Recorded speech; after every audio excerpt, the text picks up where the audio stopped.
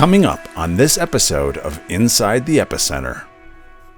There is a kernel of truth in replacement theology, meaning not that God has replaced Israel with the church, but the church is supposed to be learning lessons from Israel. We do share a lot of those promises. We don't replace Israel. God has a plan and purpose for Israel and the Jews, but the entire nation of Israel, their history, was designed to show us how God interacts with mankind.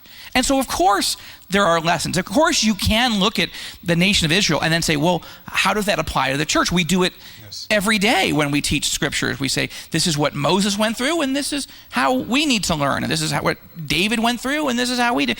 So that kernel of truth is true. It's just that this idea that God is done with the Jews, I think demonstrated that that's not the case. But there's really parallel tracks. And in some ways, they're interwoven tracks, that God's plan and purpose for the Jewish people and plan and purpose for the church. But at some point, and I think at some point sooner rather than later, the church is removed.